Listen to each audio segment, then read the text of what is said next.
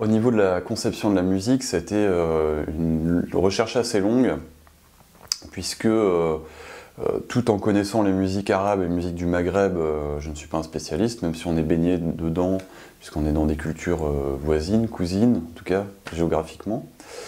Et toute la recherche qu'on a eue avec Azem, ça a été de faire une musique qui soit d'inspiration traditionnelle, bon évidemment avec des apports orchestraux, des choses comme ça, mais sans coller à quelque chose de puriste, sans coller à une tradition, en se disant bon c'est comme ça qu'il faut faire cette musique, en gardant la notion de l'imaginaire, c'est-à-dire faire voyager, faire rêver, comme d'autres compositeurs, Armand Amar évidemment à un autre niveau peut le faire, c'est-à-dire il va mélanger des musiciens de différents pays, de différentes traditions, et ça va créer une nouvelle musique qui est une sorte de musique d'un pays imaginaire quelque part.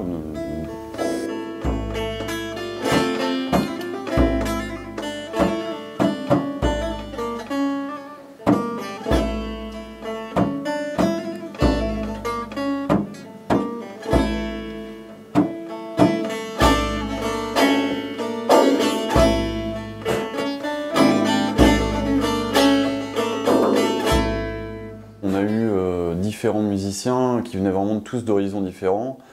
Youssef Arbaish, le percussionniste qui venait de Palestine, qui a cette tradition très forte. Ronan Villain, le joueur de saz qui a appris en Turquie mais qui est breton.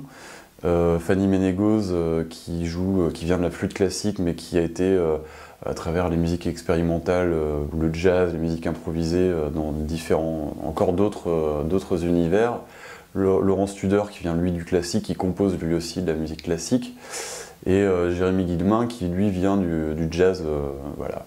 C'était vraiment une rencontre entre tous ces musiciens, et c'était très intéressant de pouvoir essayer de ménager de l'espace pour toutes ces sensibilités. Tu as le droit de vraiment de prendre ton temps sur le thème, éventuellement de rester sur n'importe quoi. Ouais, voilà. Donc limite tu fais plus... t'as un rôle de chanteur. Ouais, voilà.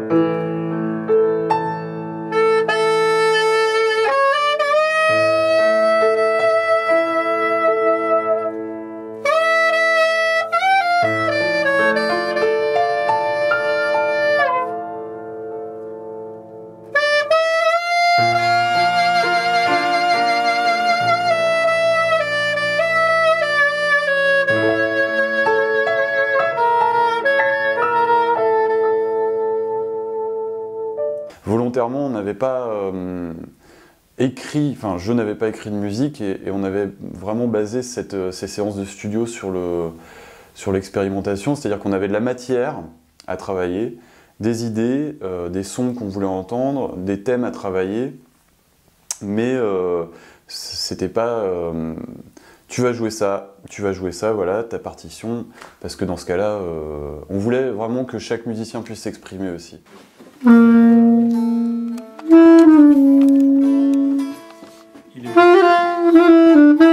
Bon, tu vas jouer sur quoi, Ronan? Sur un saz. Ok. Et tu vas jouer quoi? Enfin, j'attends les conseils du chef. En fait, il faut que ce soit quelque chose qui tourne. Tu vois, c'est la trance soufie. ouais. Donc du coup,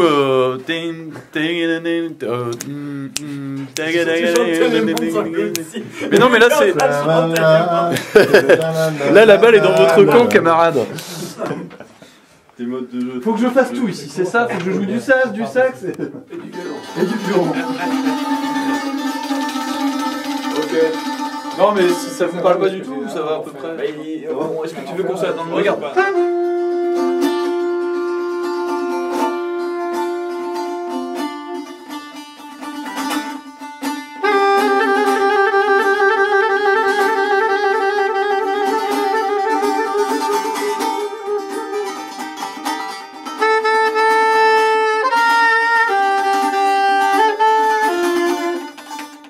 Et donc on s'est enfermé en studio pendant 3 jours en faisant venir les musiciens, en s'arrangeant pour qu'il y ait des rencontres entre musiciens.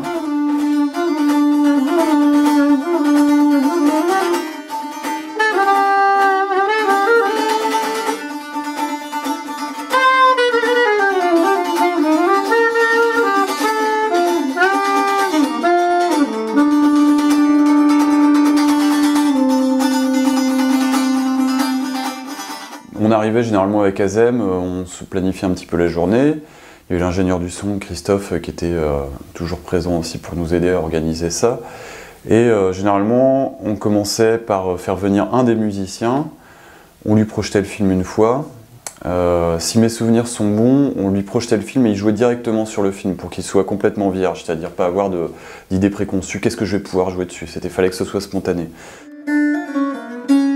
Ronan, Oui? tu veux faire une répétition sur l'image ou alors on y va directement?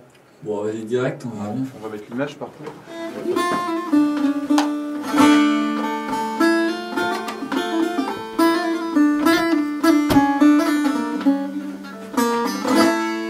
Donc une improvisation du début à la fin du film, donc des choses très intéressantes des fois.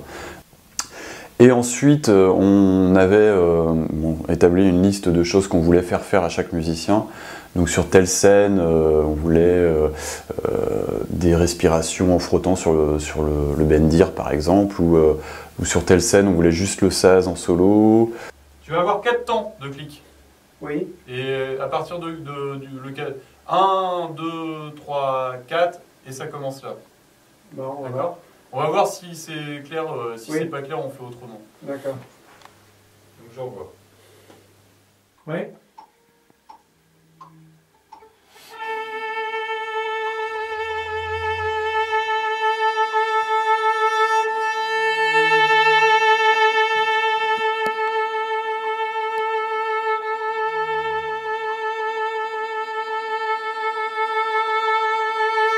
Azem avait filmé les sessions avec Mounir, c'était très drôle puisqu'il a demandé à Mounir de courir pour qu'il soit essoufflé, pour donner l'impression que ce soit Majnoun qui soit essoufflé après être monté dans le minaret.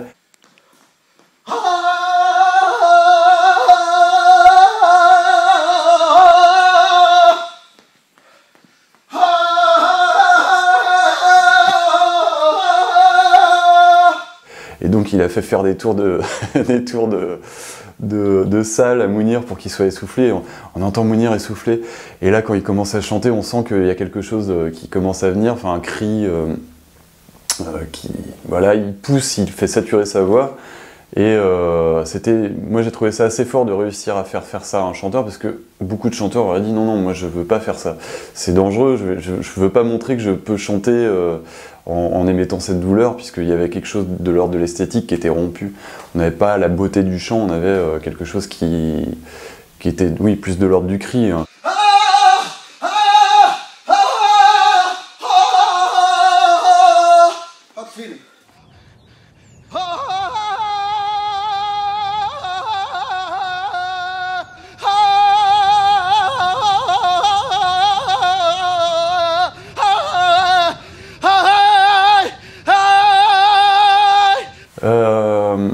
Pour la scène du bassin, c'était assez complexe à mettre en musique, puisque c'est la scène la plus onirique du film.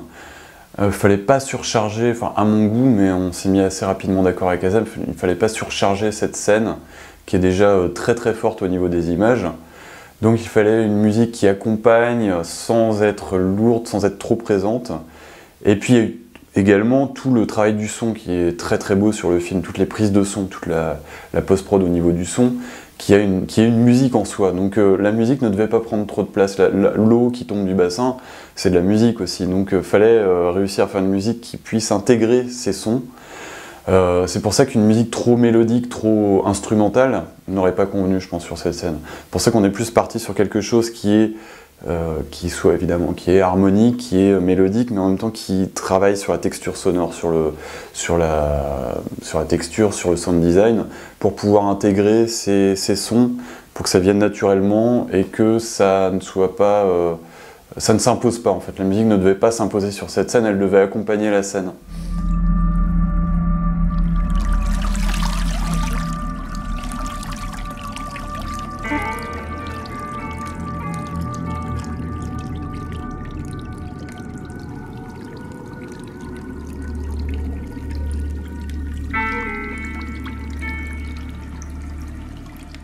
Majnoun, c'est un personnage qui est intriguant, qui est extrêmement riche et qui est universel. Donc c'est pour ça qu'on a décidé de faire cette musique d'un pays imaginaire un petit peu, en mélangeant des instruments, en mélangeant des musiciens, en faisant des rencontres entre des musiciens de différentes traditions, parce que ce Majnouna, en fait, c'est à chacun de l'interpréter. Chacun a sa vision du Majnoun, chacun a son Majnoun, et chacun est Majnoun quelque part.